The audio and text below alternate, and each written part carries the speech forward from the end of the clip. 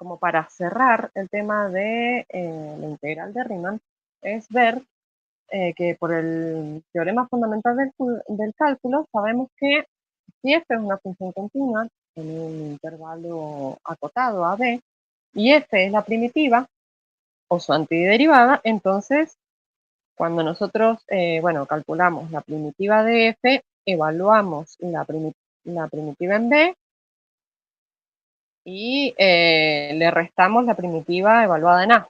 ¿Sí? Bien. Ahora, ¿cómo nosotros llegamos a eso? En una función f de x igual a x, ¿sí? La más simple de todas, podríamos decir. Bien, en el intervalo AB. Cuando nosotros aplicamos el teorema, obtenemos que la integral definida de a hasta b de x por b de x es igual a b al cuadrado menos a cuadrado sobre 2, ¿cierto? Bien, esto nosotros ya lo tienen que haber visto en cálculo 1 allá por primer año, ¿sí? Bueno. ¿Cómo llegamos a esta expresión aplicando sumas de Riemann? Bueno, lo que vamos a hacer es, dada f, al dividir el intervalo AB en n subintervalos, cada x sub i de la partición será a más i por la longitud de ese intervalo, ¿sí? ¿Se acuerdan? Entonces, fíjense que si i es igual a 0, entonces estaríamos hablando de x sub 0, y x sub 0 siempre era igual a, ¿sí? Entonces, a ver,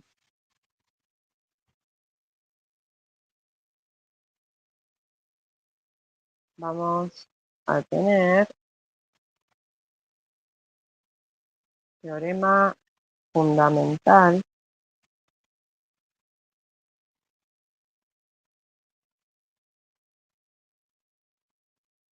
del cálculo. Vamos a tomar la función f de x igual a x en el intervalo AB. Y bueno, vamos a tener cada x sub i de la partición va a ser igual a más i por b menos a sobre n, ¿sí? Bien. Y la longitud de cada intervalo nosotros teníamos que era b menos a sobre n. Bien.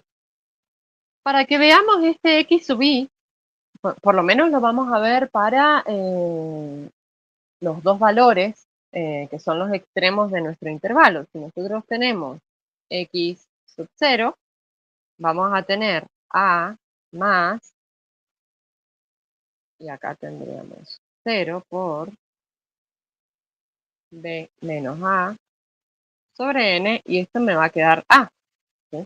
Que era el extremo inferior de el intervalo AB, y en el caso de una partición P, recuerden que esta partición empezaba con x sub 0 igual a. En realidad al revés lo poníamos. Decíamos a es igual a x sub 0, y luego hacemos x sub 1, y así hasta x sub n, donde x sub n era igual a b. A ver ahí.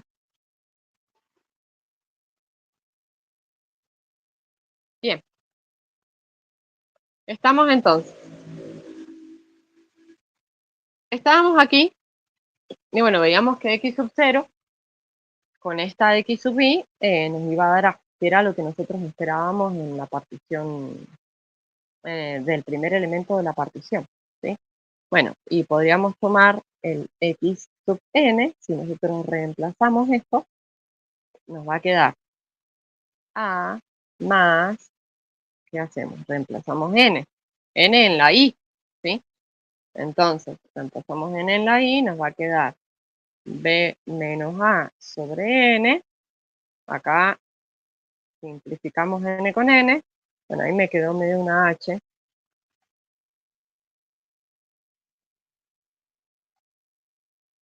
será n, ahí simplificamos, y esto nos va a quedar a más b menos a, se me van, entonces x sub n me queda en b, ¿sí? Que es lo que yo espero.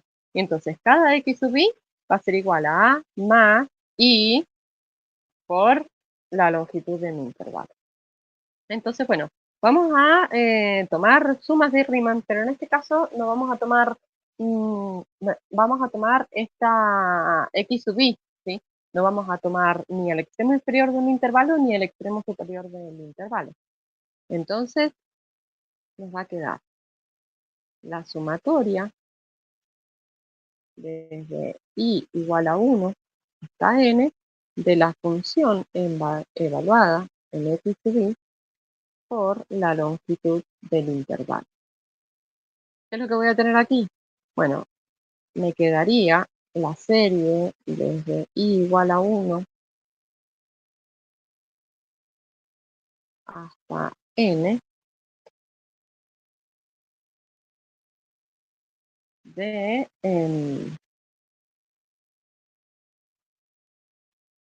no, un momento, esto i lo voy a evaluar en 0.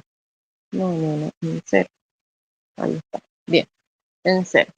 Entonces, fíjense que lo que yo voy a hacer es evaluar la función en este x sub i, que en definitiva es x, ¿sí? Es la función de identidad. Entonces, me quedaría a, bueno, a ver, lo voy a poner en otro color para que veamos. Acá reemplazo x sub i. Va a quedar a más i por b menos a sobre n por, y ahí reemplazo la longitud del intervalo, que sería b menos a sobre n.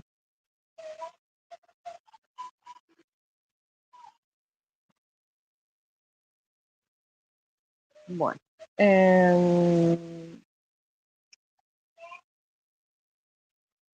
bueno, lo que voy a hacer acá es lo que veníamos trabajando previamente, que sería la serie de i igual 0 hasta n.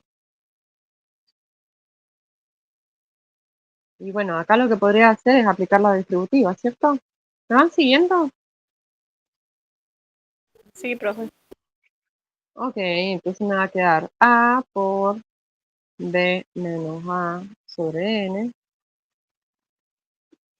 O no sé, ¿ustedes cómo lo evaluarían? ¿Pondrían todo sobre n? Podríamos ponerlos todos sobre n. O podríamos sacar n para afuera. Es lo que yo necesito en algún momento. ¿Lo quieren hacer ustedes? Estaría bueno que lo vayan haciendo ustedes y después evaluamos hasta dónde llegan, ¿sí? Vale. Sí, así no se aburren, así no me aburro yo y no se aburren ustedes viendo mi explicación. Bien, ya reemplazamos x sub i, reemplazamos delta sub i, ahora ustedes vayan trabajando y vean si llegan efectivamente a b cuadrado menos a cuadrado todo sobre 2.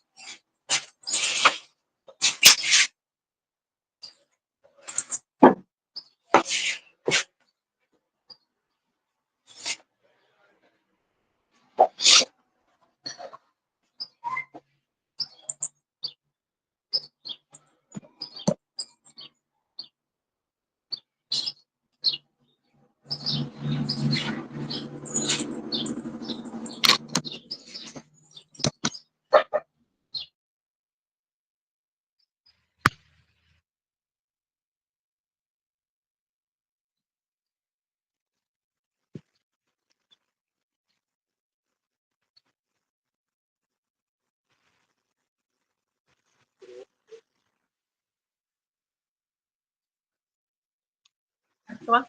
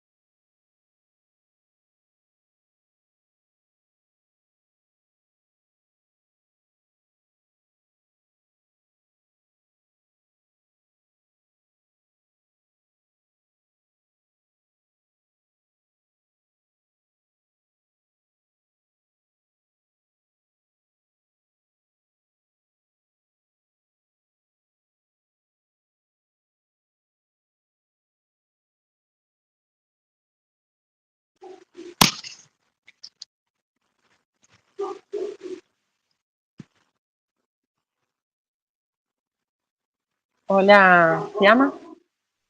Hola, profe. ¿Cómo estás? Disculpe el horario que entro. Recién vuelvo de mi trabajo. No hay problema. Les había dado a los chicos para trabajar. Habíamos comenzado, bueno, mientras ellos van avanzando en eso, habíamos estado hablando acerca de, eh, bueno, la integral de Riemann, como habíamos estado viendo previamente. Y bueno, habíamos visto cómo aplicábamos las sumas de Riemann para obtener el valor de la integral, ¿sí? En un intervalo acotado. Entonces ahora estábamos viendo hacia el teorema fundamental del cálculo para calcular la integral definida de la función, ¿sí? La idea era poder llegar al resultado de b cuadrado menos a cuadrado sobre 2 cuando aplicamos este mismo concepto de las sumas para la función identidad, ¿sí? En el intervalo AB. Entonces, bueno, habíamos visto que para cada x sub i de la partición AB vamos a obtener, o sea, el de cada x sub i va a ser a más i por la longitud del intervalo, ¿sí? Si nosotros habíamos estado trabajando acá, si nosotros vemos x sub i, cuando evaluamos x sub 0, reemplazamos la i por 0 y nos queda a, y cuando tenemos x sub n, reemplazamos la i por n y nos termina quedando b, ¿sí? Era lo que nosotros esperábamos para una partición P, en el cual el primer elemento de mi partición era el extremo inferior de mi intervalo y x sub n era el extremo superior de mi intervalo, que era b. Entonces, bueno, les dije a los chicos que calcularan la serie desde i igual 0 hasta n de la función evaluada en este x sub i por la longitud del intervalo, y la idea es que puedan llegar hasta b cuadrado menos a cuadrado sobre 2, ¿sí? Eso es lo que estuvimos viendo ahora. Y bueno, a partir de hacer este cálculo van a ver que es bastante largo, por eso he elegido esta función. Y bueno, lo mismo se aplicaría para el resto de las funciones, ¿sí? En este caso las polinómicas, que son las más simples de trabajar. Entonces, eh, bueno, por eso les había dado esta actividad. Y bueno, ya cuando lo terminen, no sé si alguien habrá llegado al resultado o si alguien está en eso.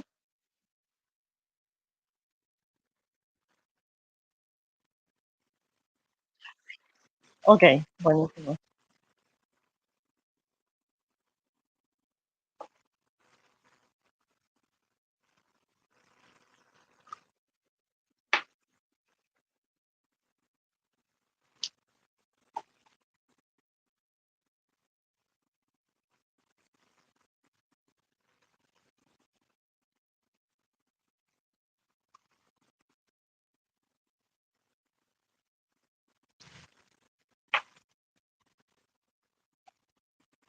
Bueno, mientras ustedes van trabajando ahí, yo voy a ir trabajando acá, como para que quede.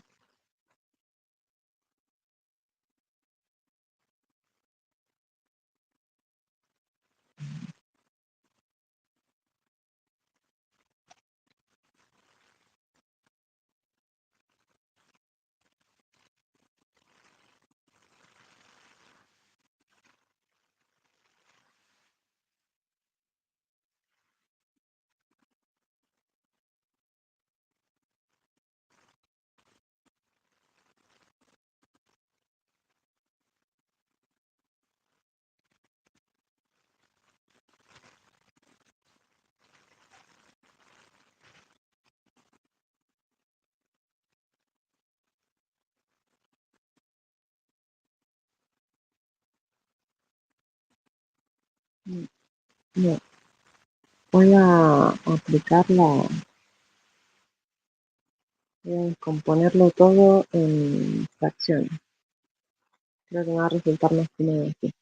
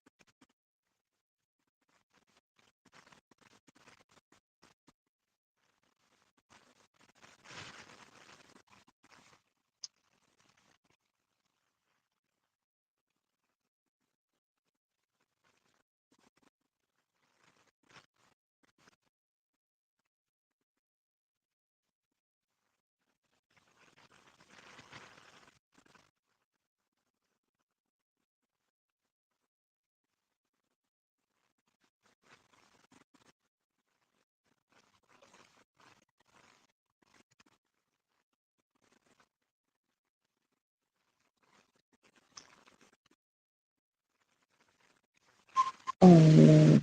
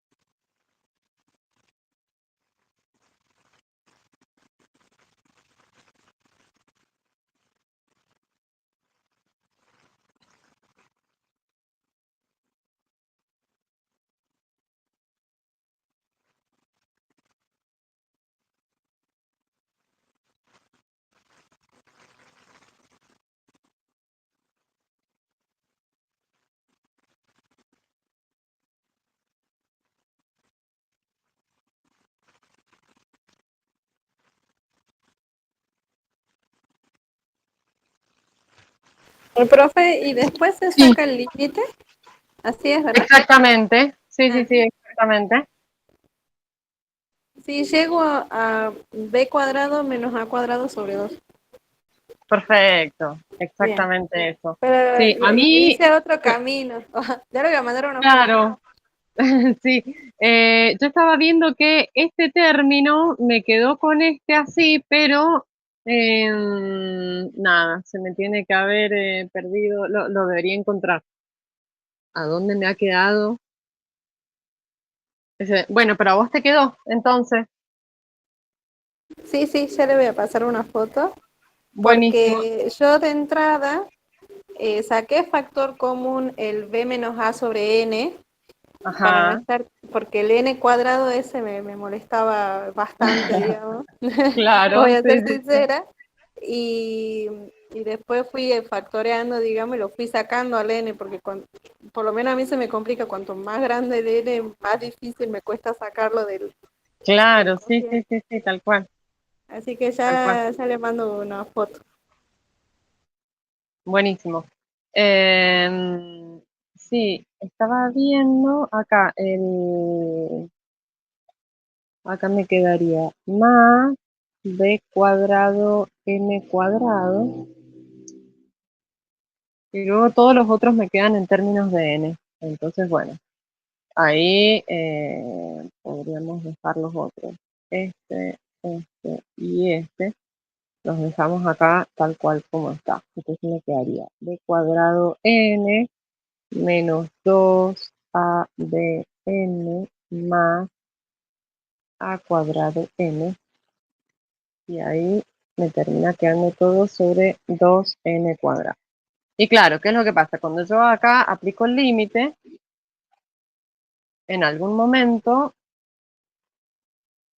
quedaría, bueno, el n cuadrado afuera y adentro me quedaría b cuadrado menos a cuadrado más, y luego acá me queda b cuadrado sobre n menos 2ab sobre n más a cuadrado sobre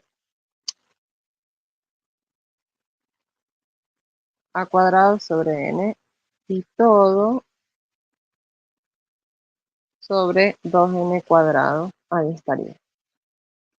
Entonces, si hacemos que n tienda al infinito, me va a quedar el límite cuando n tiende a infinito de toda esta expresión que tengo acá, en la cual me va a quedar esto así, más, y fíjense que todos estos términos me van a tender a cero.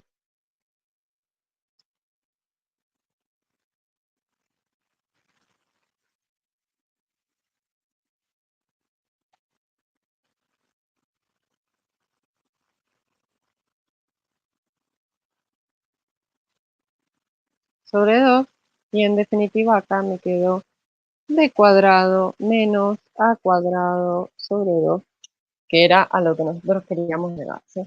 Entonces, acá vemos cómo aplicando la integral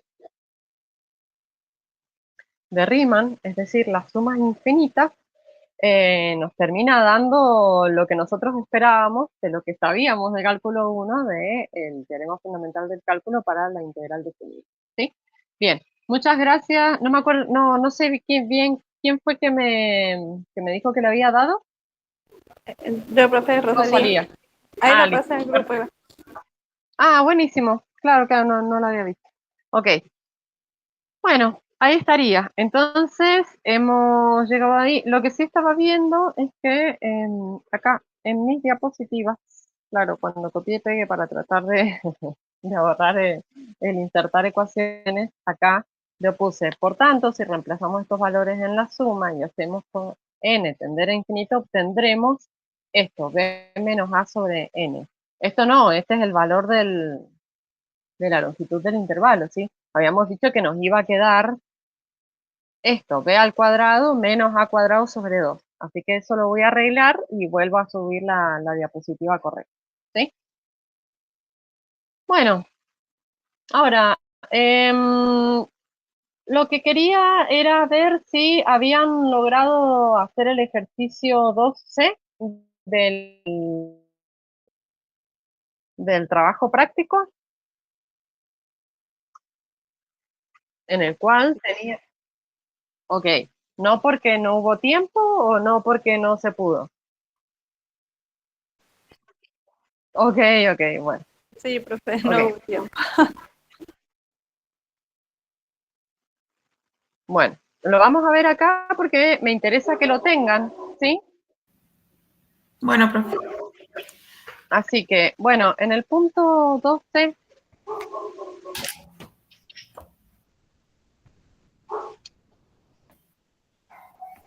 como verán, estoy tratando de ser más ordenadita acá.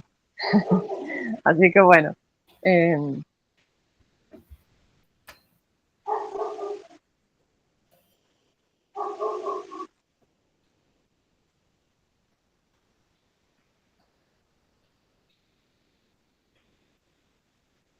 bueno, vamos a hacer. ¿Qué era lo que nos decía el ejercicio?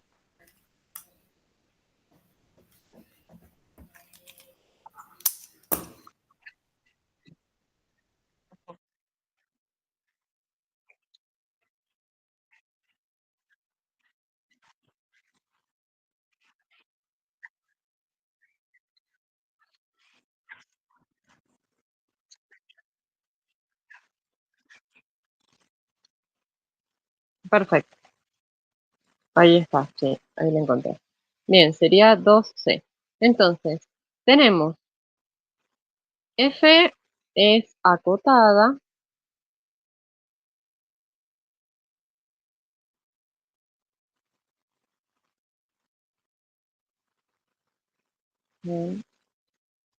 AB,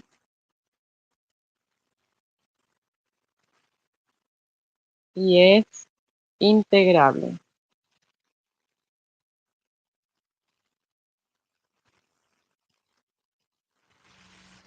Integrable. Sí, y solo sí, para todo epsilon mayor a 0, existe una partición P que pertenece al conjunto de todas las particiones del intervalo AB, tal que cuando hacemos la diferencia entre la suma superior de F con respecto a la partición P menos la suma inferior de F con respecto a la partición P, esto es menor a epsilon. Bueno, como es un sí, solo sí, lo que nosotros debemos hacer es ir y después volver, ¿sí? Entonces, primero vamos a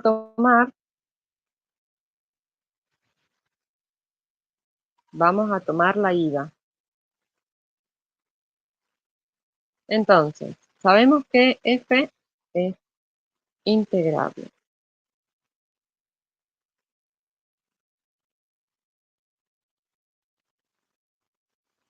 Entonces, cuando nosotros hacemos la integral de A y B de F, esto sabemos que es el supremo de ¿quién?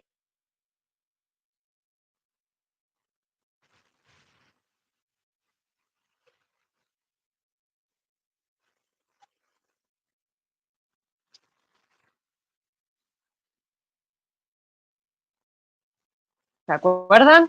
Todas las sumas inferiores, a medida que se iban acercando más al valor de la función, yo obtenía una cota superior máxima, una cota superior mínima, quiero decir. Sería entonces el supremo de las sumas inferiores. Y como es integrable, también sabemos que esa integral es el ínfimo de todas las sumas superiores.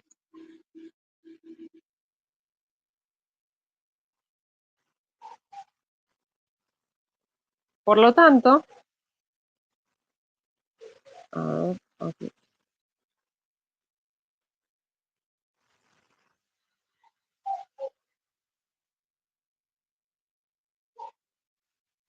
Cuando nosotros hacemos la integral desde a hasta b de la función y le sumamos un épsilon dividido 2, sabemos que esto no va a ser cota inferior de las sumas superiores.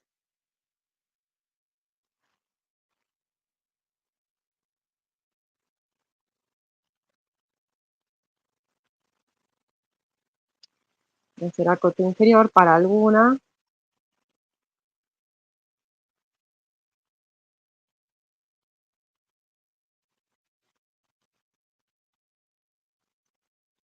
bien. ¿Y qué es lo que va a pasar con la integral desde a hasta b de f cuando le restemos un épsilon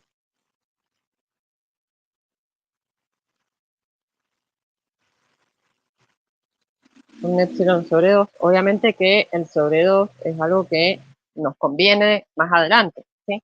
Entonces, cuando nosotros restemos esto no va a ser una cota superior para alguna p. A ver, para alguna p de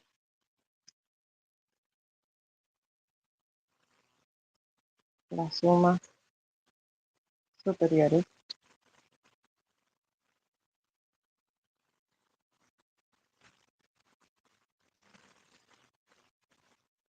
Y este no será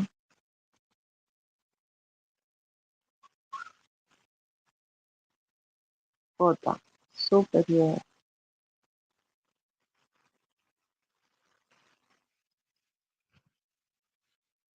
para alguna p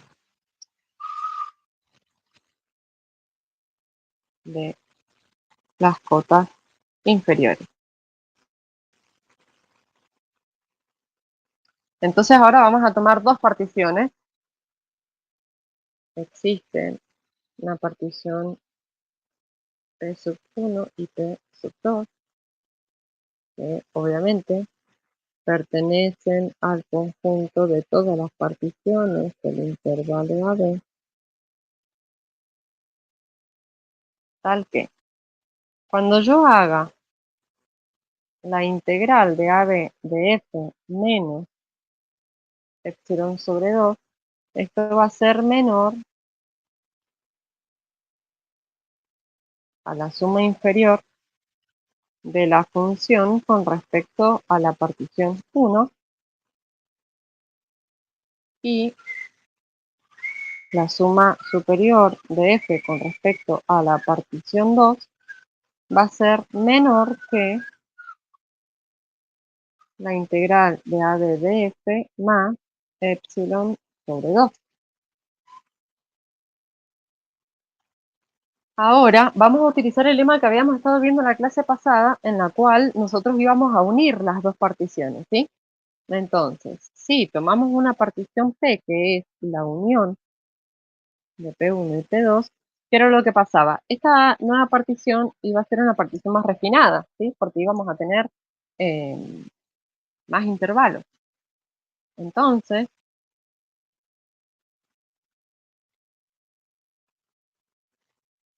tenemos que la suma inferior de la función f con respecto a la partición P es menor o igual a la suma inferior de la función f con respecto a la partición P. ¿Por qué? Porque P es más refinada que P1. Bueno, y recíprocamente me va a suceder con las sumas superiores, ¿sí? La suma superior de la función con respecto a la partición P va a ser menor o igual a la suma superior de f, pero ya no con P1, porque no estamos seguros de que sea la misma partición para ambas, entonces lo vamos a tomar para la partición 2.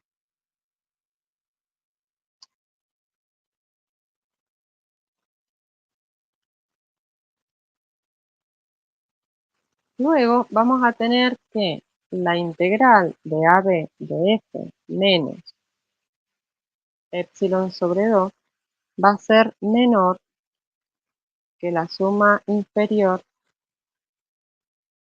de la función f con respecto a la partición p. ¿Por qué? ¿En qué nos estamos basando?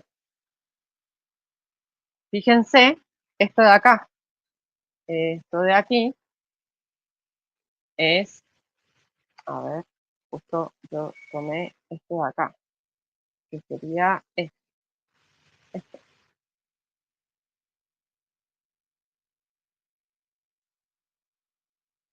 Bien, esta suma inferior es esta misma que tengo acá.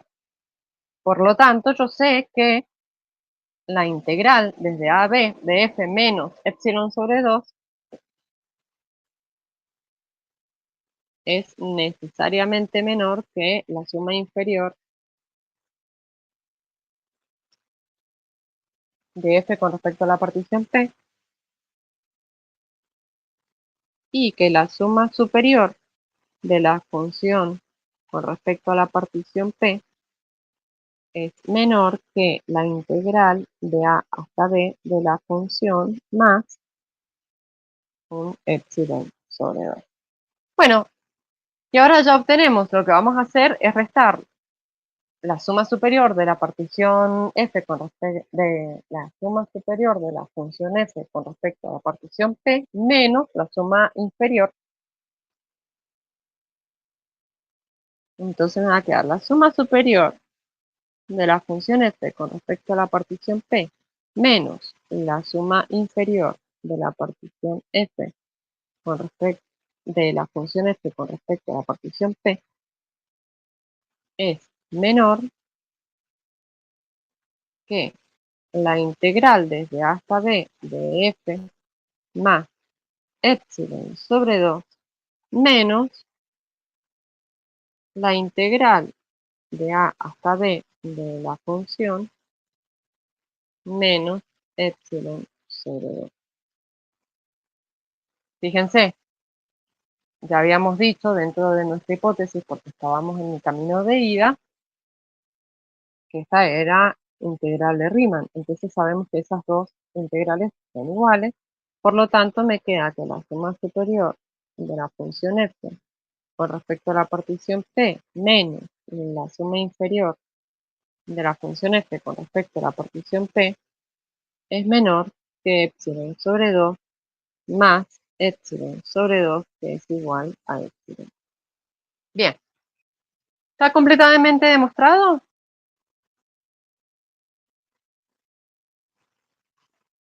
No, ¿qué es lo que me falta? Exactamente, para el otro lado. Entonces,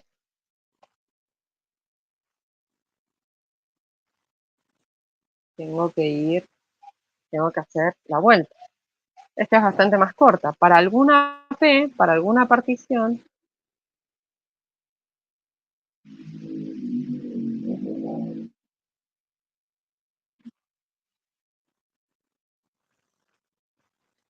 para alguna partición p que pertenece al conjunto de todas las particiones del intervalo AB,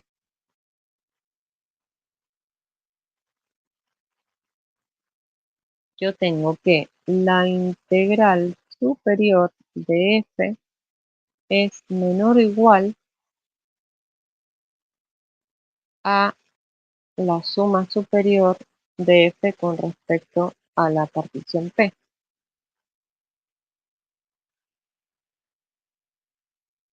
Y esto es menor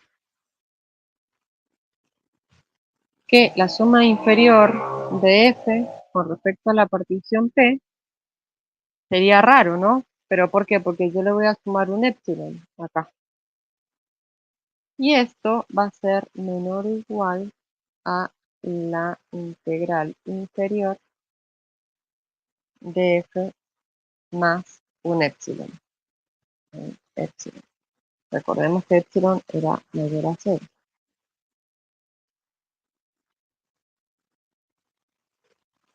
Bueno, luego lo que voy a hacer es restar ambas integrales.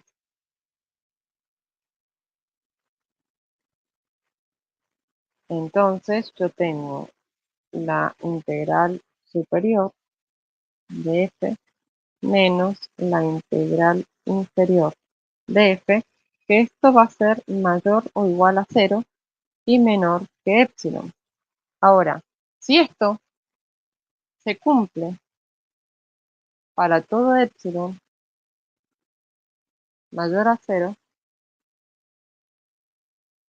entonces tenemos que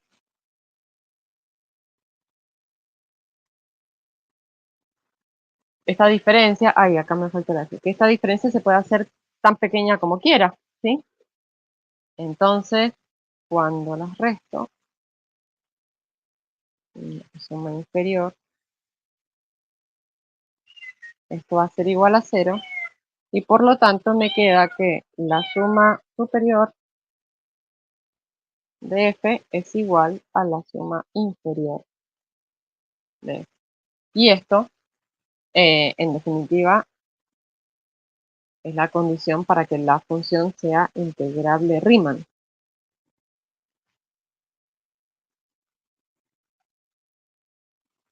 Bien. Entonces, bien, aquí quedó el teorema demostrado para un lado y para el otro, ¿sí?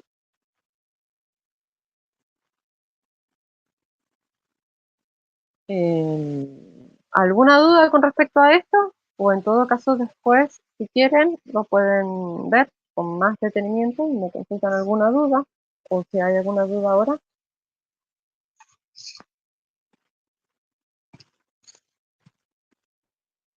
Si no, ya podríamos pasar al nuevo tema, ¿sí? Bueno. Profesora, donde dice luego, Sí, en la hay acá. vuelta. Sí. Que hay una cosa ahí que yo no entiendo qué es. Ah, bien. Es un Ahí cero. está, es un 0. Sí. Ah, bien, porque digo, Claro, sí. Una lo A no pensé, podía aparecer ahí, no, era un claro, 0. una alfa, Sí. un algo, porque digo yo, ¿quién es eso que no estaba antes? Sí, lo Está siento. bien.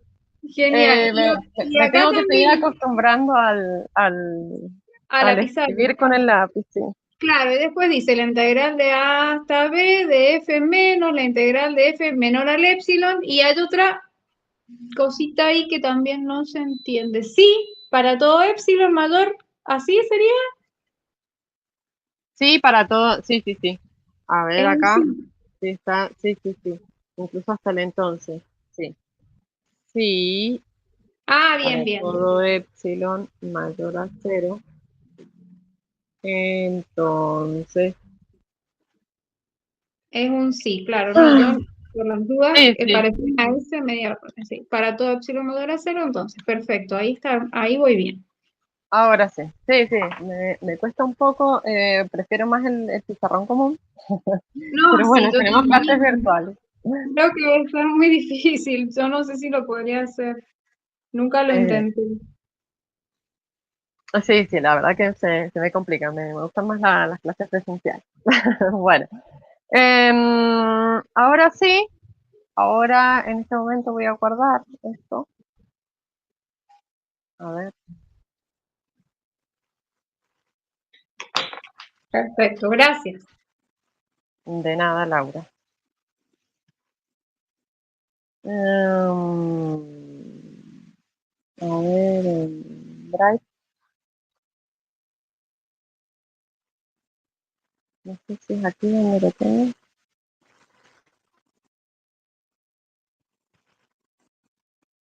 Ah, bueno, se me ha guardado directamente, todavía no lo...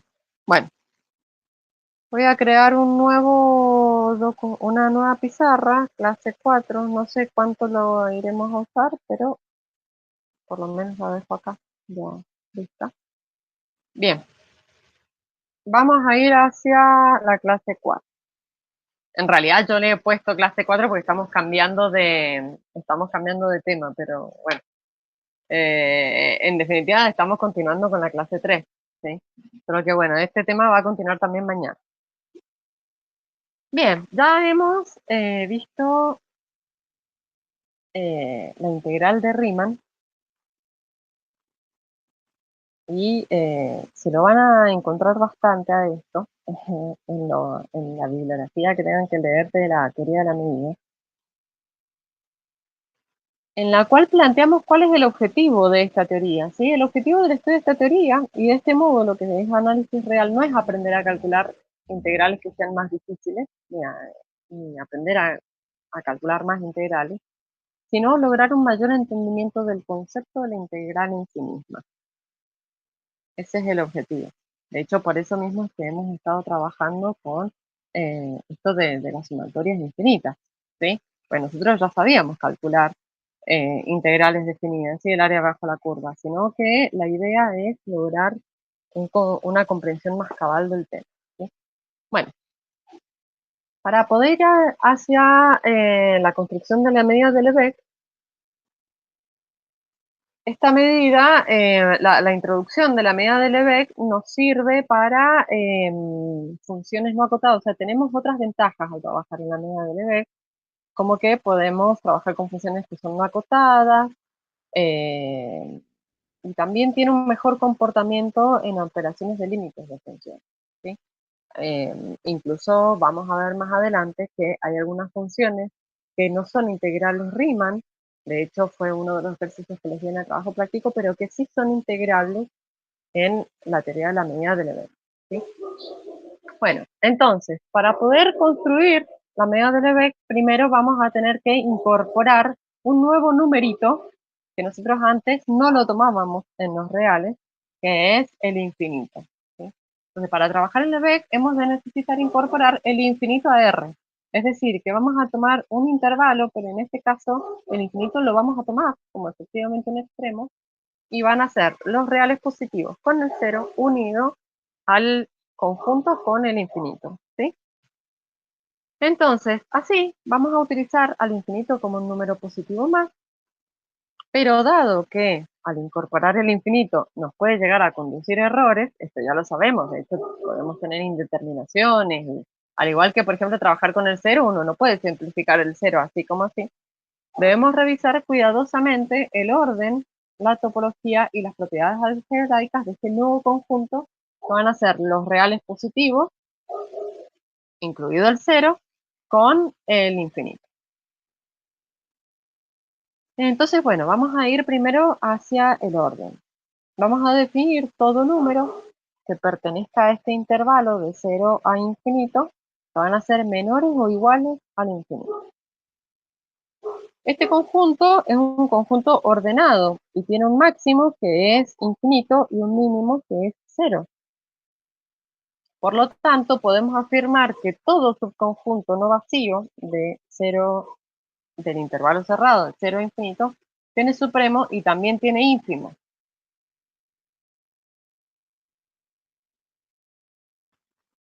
Bueno, analizamos un poco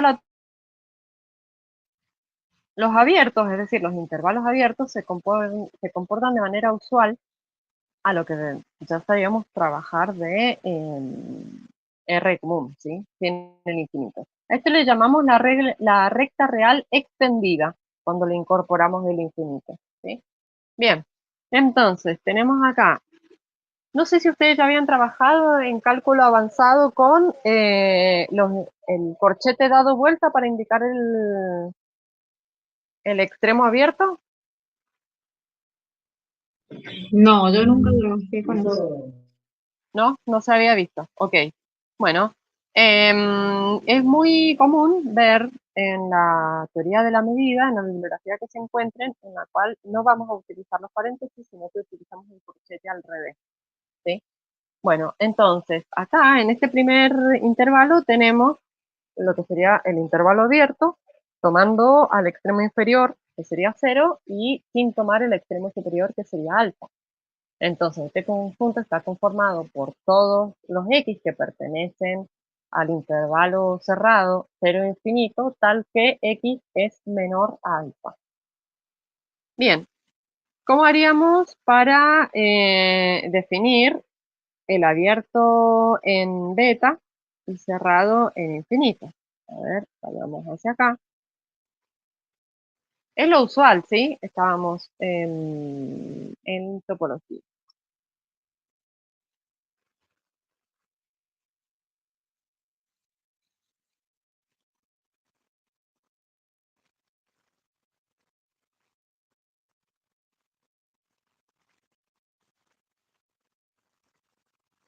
Bien, teníamos. En el primer caso, tomábamos al cero. No me acuerdo lo que acabo de anotar. Cero alfa, ahora a beta lo dejamos abierto y al infinito lo dejamos cerrado. Ok. Entonces, bien, este ya estaba.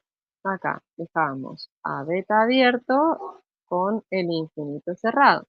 Entonces, ¿cómo definimos esto? Son todos los x que pertenecen al intervalo cerrado de 0 a infinito, tal que, ¿qué pasa?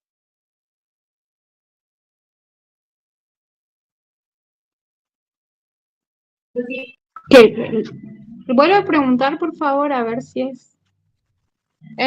¿Cómo definiríamos esto? Recién habíamos dicho con el cerrado, a ver, acá, vamos a tomar el anterior. Tenía exactamente, x va a ser mayor a beta, ¿sí? Que esto es lo que ya les anoté. Bueno, y ahora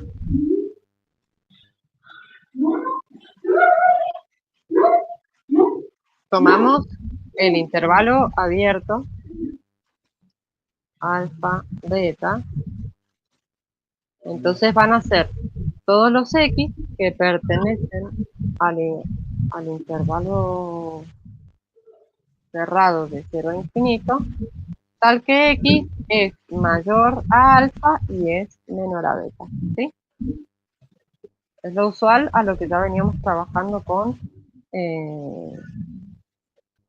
a ver, esperen que voy a silenciar. Bien. Bueno,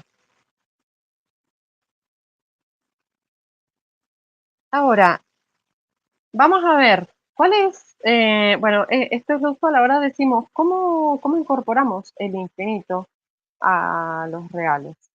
¿Sí? Porque en definitiva, no, en definitiva siempre nos podemos ir acercando cada vez más a valores más grandes, pero nunca hemos trabajado con el infinito en sí. Entonces, fíjense, la mejor manera de comprender esta topología es a través de esta función. La función f de x igual a x sobre x menos 1.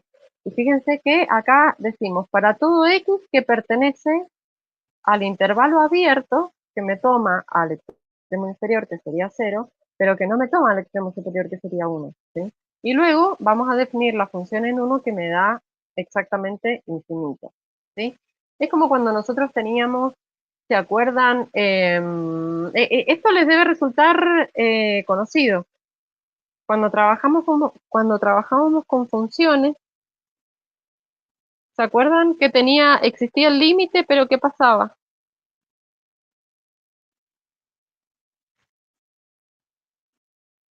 Por ejemplo, en el caso de las funciones racionales, ¿sí? Por ejemplo, tenemos una función racional.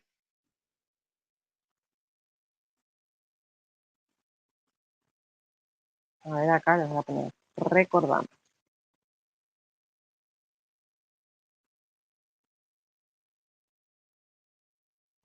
Bien, ¿qué era lo que pasaba, por ejemplo, cuando yo tenía una función x al cuadrado menos 4 sobre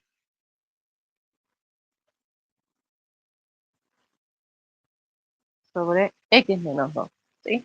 Fíjense que esta función estaba definida para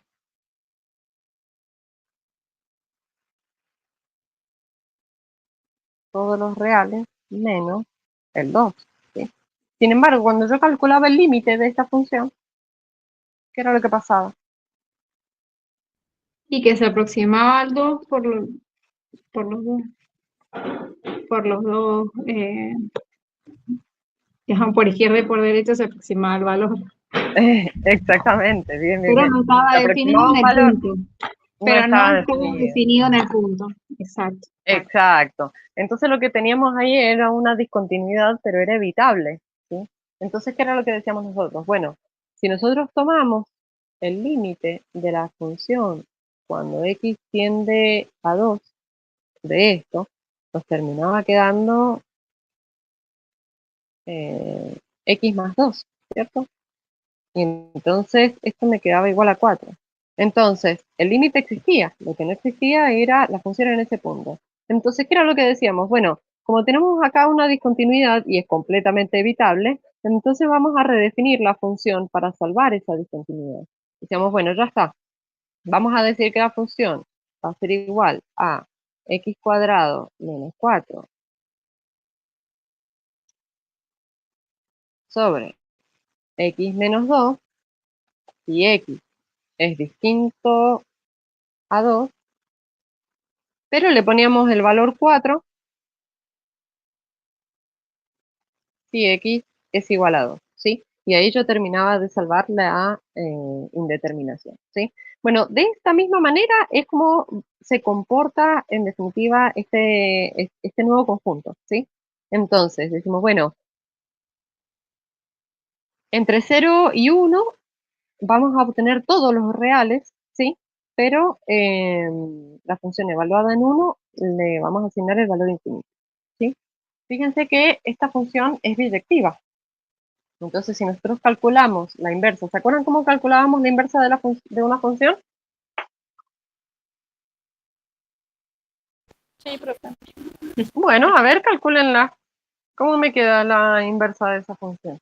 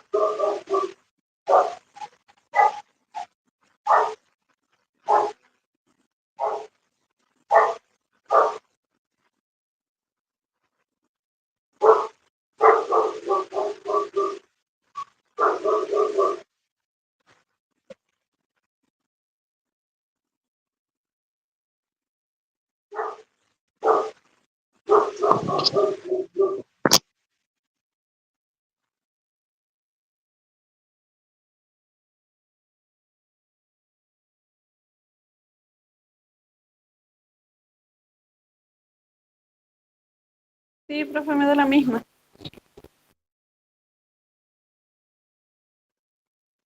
La misma, a ver. A mí me había dado otra cosa. A ver, lo vamos a hacer. Tenemos la función f de x, que era x sobre x menos 1, ¿cierto? Bueno, para poder calcular la función inversa, lo que hacíamos, a ver, esperen, voy a poner acá 2 puntos, y me quedaría y igual a x sobre x menos 1. Entonces, bien, voy a multiplicar a ambos miembros por x menos 1, entonces me queda y por x menos 1 y acá me va a quedar x. Entonces acá distribuyo, a ver, distribuyo aquí y me quedaría y x menos y. Y acá me quedaría x. Ahora, junto los términos con x, entonces me quedaría xy y acá menos y. Y lo que yo quería hacer era despejar la x. Entonces me va a quedar 1 menos i, igualada a menos i. Bien, entonces, me quedaría x menos i sobre 1 menos i.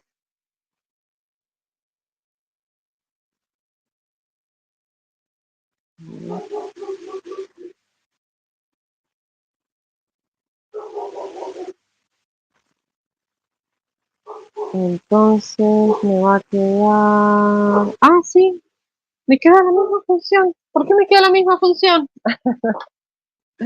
Bueno, ok, podríamos... Ok. Tenían razón. A mí me quedaba con más.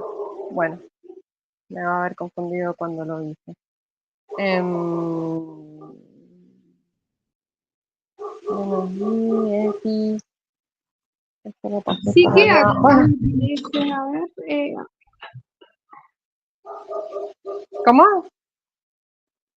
Es que me resulta rarísimo que me quede la misma función. x menos x, entonces no sería como menos 1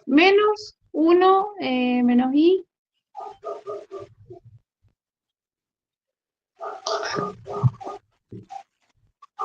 Ahí, donde dice menos i igual a x menos Es 1 que sí, menos sí, i. puede ser. Puede ser que claro, porque yo cuando lo saqué, pero sí, es verdad, aplico la distributiva, me queda la i, luego junto todos los valores con x. Claro, y ahora se le cambia de Bueno, variable y queda igual. sí, y ahora queda igual, sí, tal cual. Bueno, ok, está bien. Ok. Bien, entonces, esta función es biyectiva y si calculamos esto, bueno, a mí me había quedado con el positivo. Ahí lo voy a cambiar después, lo voy a volver a subir y le voy a poner el valor. Bien. Fíjense que cuando si nosotros hacemos tender x hacia el infinito y calculamos el límite, ¿qué es lo que me va a pasar? Bueno, vamos a tomar como que la inversa. Entonces es x sobre x menos 1. Luego voy a tomar el límite cuando x tiende a infinito de x sobre x, 1 menos x. Fíjense que acá lo simplifico. Y esto en definitiva, ¿qué es lo que me va a quedar? Me va a quedar el límite cuando x tiende a infinito de 1, ¿sí? Esto me va a quedar igual a 1.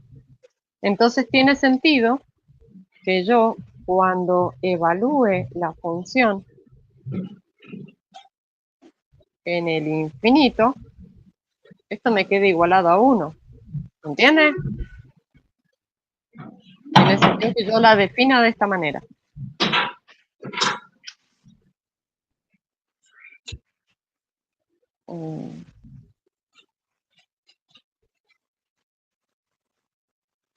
Bueno, entonces, por tanto, como espacio topológico, al intervalo cerrado de 0 a infinito se identifica con el intervalo cerrado de 0 a 1. ¿Sí? ¿Profe? Sí, Ahí arriba usted pone f de x en la anterior sí. y después pone f de 1 igual a infinito. Y Sí. en la siguiente, bueno, ahí tiene la inversa y después dice Ajá, la inversa de infinito. ¿Por qué claro. cambia el orden ahí? Porque estoy evaluando la función inversa. Fíjate que cuando yo calculo, ¿te acordás? Que yo tenía una función. Cuando yo tenía una función que iba, por ejemplo, en este caso, estamos diciendo que es la función que va a ir de 0 a 1 hacia de 0 a infinito, ¿sí? Entonces, ¿Qué era lo que hacía yo con la inversa? ¿Cuál era la particularidad? Justamente que cambiaban Cambiaba los... el orden del par ordenado, sería el de las variables. Claro, sí, porque en realidad lo que cambian son los conjuntos, ¿sí? Entonces, lo que yo voy a tener acá es Ah, claro, era el 0, cero 1 infinito, y en el otro va a ser el la... 1, 0. Ah, ya. ahí está. Eso es lo que me quedaría. Por eso después termino evaluando la función inversa en infinito y me tiene que quedar 1. Por eso acá, acá es donde está la justificación, ¿sí? Que sería esto de acá. ¿Por qué? Porque yo hice tender la x hacia el infinito y el límite me da 1.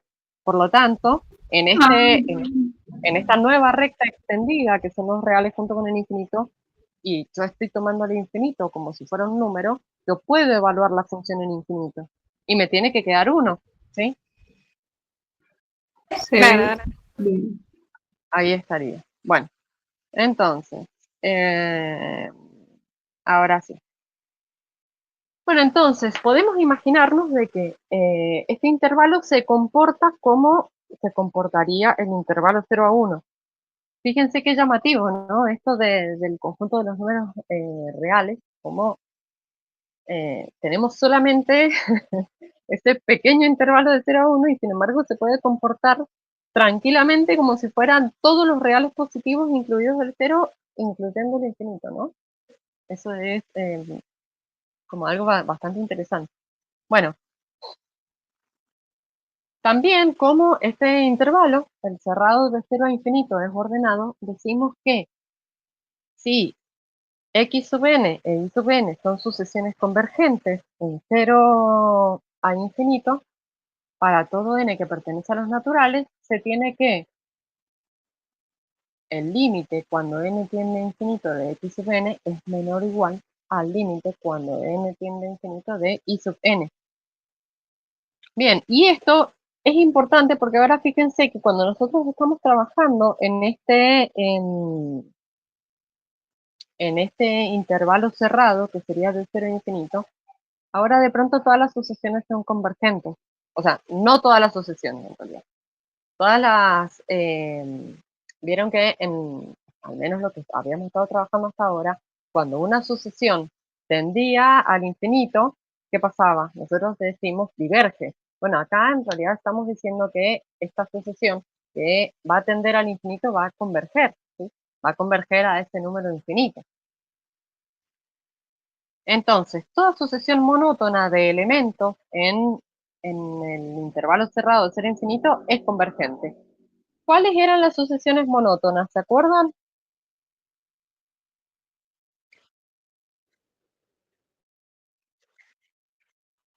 Claro, sí.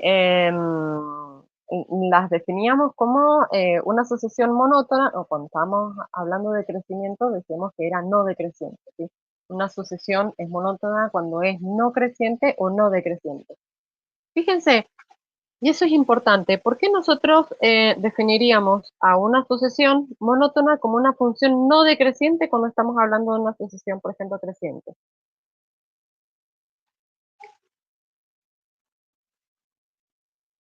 A ver, vamos a recordar eso. Sucesiones. A ver.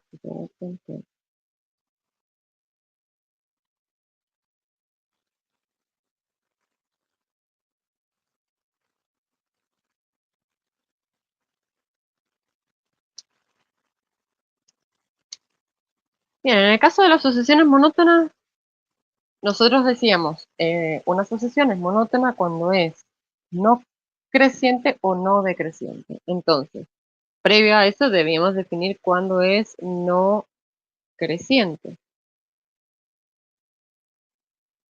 ¿Cuándo es no creciente? Cuando x sub n, ¿qué es lo que pasa? Es mayor o igual a x sub n más 1, ¿cierto?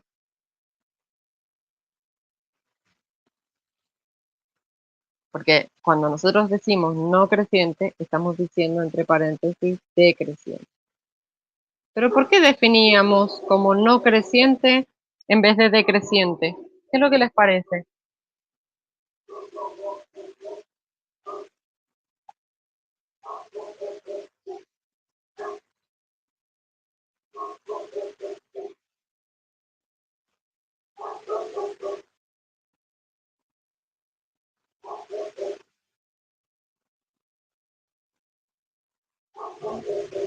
Y no sé, es como que hay un orden, pero no me acuerdo. Más allá de si se acuerdan o no, ¿por qué se les ocurre que nosotros las podríamos definir como a partir de la negación en vez de la afirmación?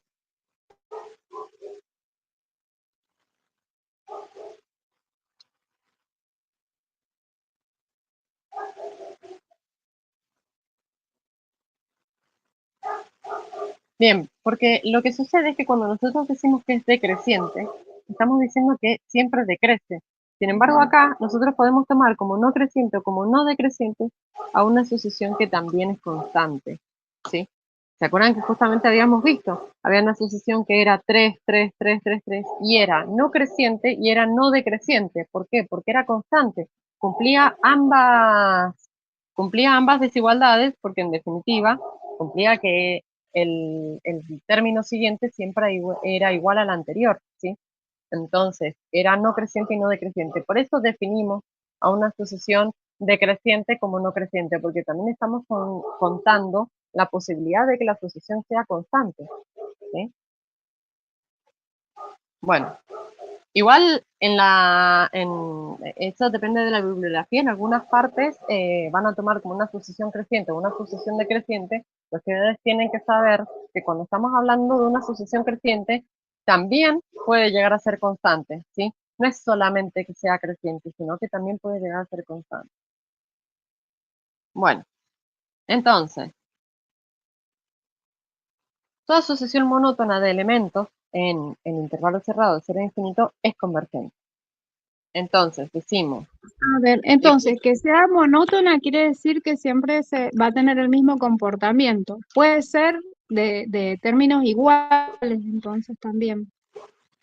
Claro, si una sucesión es monótona cuando es creciente, cuando es no decreciente o es no creciente. Pero también Igual puede esto ser que sea constante.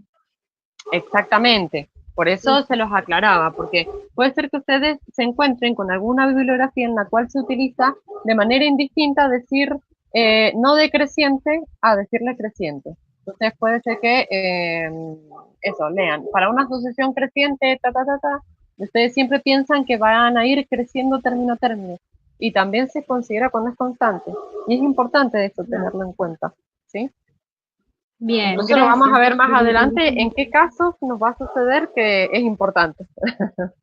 Bien. Creo que mañana vamos a llegar hasta esa parte. Bueno, entonces, decimos, si x sub n pertenece al cerrado de 0 a infinito, esta sucesión es monótona. ¿Monótona por qué? En el caso 1. Sería creciente, ¿sí? O no decreciente. Entonces, tenemos x sub n es creciente.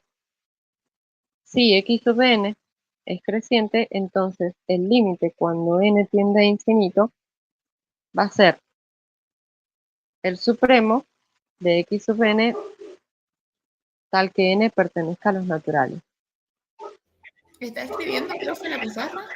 No, es lo que está acá en la diapositiva. El apunte. Ujú. Significa que va a tener un supremo, ¿sí? O sea, si nosotros estamos hablando de una sucesión que es creciente, entonces va a tener un supremo. Y ahí está. Suponiendo que esa sucesión no converge a un valor finito, va a converger al valor infinito, ¿sí? Y como estamos trabajando en los reales extendidos, entonces va a ser convergente igual, aunque tienda al infinito, ¿sí? Bueno, luego en el 2 ustedes la deberían completar acá. ¿Qué es lo que pondrían? Para x sub n que pertenece al intervalo cerrado del 0 a infinito, y acá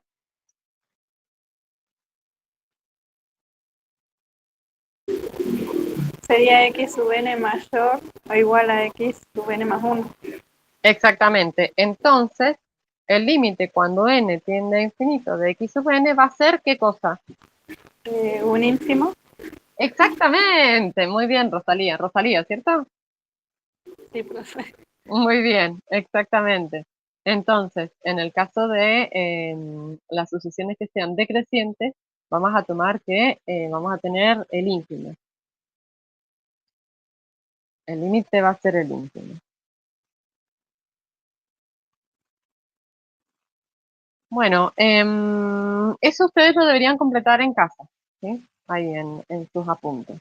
Bueno, una anotación a tener en cuenta, si x sub n es una sucesión monótona creciente y x es su límite, escribiremos que la sucesión tiende a x, pero lo vamos a hacer con una flechita hacia arriba. Y cuando es monótona decreciente, entonces vamos a ponerle una flechita hacia abajo, ¿sí? Yo acá les puse, nuevamente lo destaco, y ya no se los voy a nombrar más, pero yo acá puse creciente justamente para que no para que no resulte tan engorroso por ahí estar diciendo no creciente y que ustedes en su mente estén pensando decreciente. O decirles no decreciente y que ustedes estén pensando en creciente. Pero tengan en cuenta de que si yo les estoy diciendo que es monótona creciente, también puede ser constante, ¿sí? Bueno, entonces ahora vamos a definir el límite superior e inferior aquí.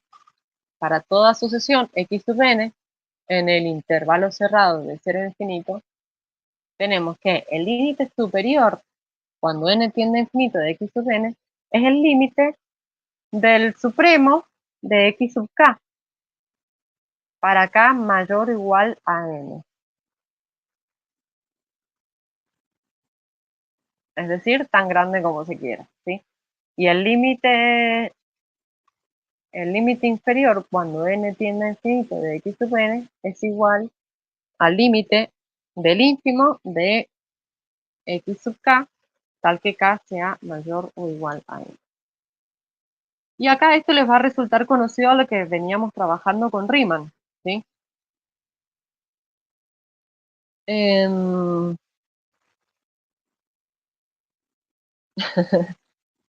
Acá nuevamente otro error en las diapositivas. Es trivial que el límite superior es menor o igual al límite inferior. ¿Qué es lo que les parece ahí? ¿En qué me equivoqué?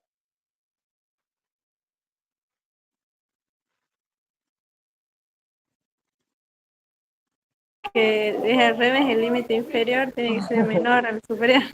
Exactamente, sí, sí, sí. Es Bueno, viernes, nada. profe, es viernes. Sí, viernes, cuestiones de tipeo. No, encima lo que me pasaba era que, claro, al ir incorporándole tantas ecuaciones, parece que el documento no se aguantaba tantas ecuaciones, se estaba poniendo medio loco. Entonces, no, le sacaba y como que me corría las letras, se me superponía una ecuación con la otra, entonces en un momento ya empecé a rabiar. Y bueno, ahí está, claro. Bien, acá debería ser exactamente al revés. El límite inferior cuando n tiende a infinito de x sub n es menor o igual al límite superior cuando n tiende a infinito de x sub n. Así que bueno, esto también lo voy a arreglar y lo vuelvo a subir al drive, pero correcto, ¿sí? Bien, y tenemos que para x que pertenece al intervalo cerrado de 0 a infinito, se tiene que, si la sucesión tiende a x, esto ocurre sí, solo si el límite superior es igual al límite inferior y esto es igual a x. ¿A qué les suena esto?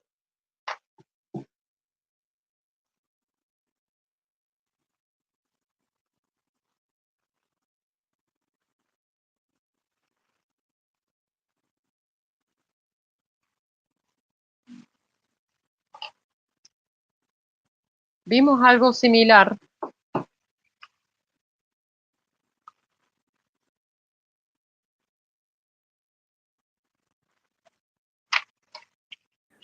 Riemann, profe. Exactamente, claro. Nosotros decíamos, bueno, cuando sacábamos el supremo de las sumas inferiores y que era igual al ínfimo de las sumas superiores, entonces ahí, bueno, eso en definitiva me quedaba la integral inferior igualada a la integral superior y eso me quedaba como el valor de la integral de Riemann, ¿sí? Entonces, bueno, en ese sentido, se parece a Riemann, ¿sí? Bien, hasta acá llegamos lo que les he preparado. La intención es mañana seguir trabajando con la construcción de la medida de Lebesgue y ya vamos a empezar con operaciones.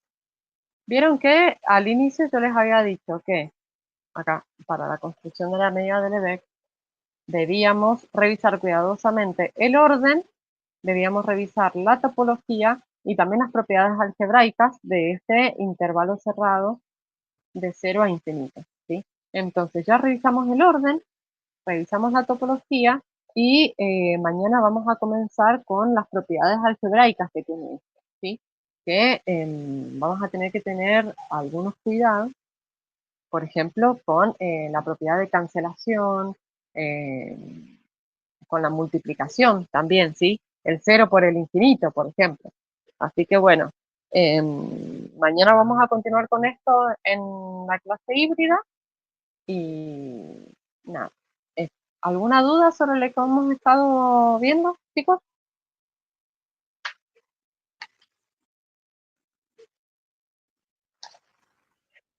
Por ahora no. Ok. Bueno, entonces, mañana nos encontramos temprano y bueno, me voy a poner a revisar lo de esa función que yo había sacado que me había quedado al revés con la suma. Y bueno, eh, no, pero si a ustedes les dio la misma función y haciéndolo acá me había dado la misma función, entonces tiene que ser la misma función. Bueno, nos encontramos mañana, ¿sí? A las 9 de la mañana. Bueno, gracias, profe. Bueno, profe, gracias. Bueno, chao, nos vemos. Nos Bien, vemos. profe, hasta mañana. No, profe.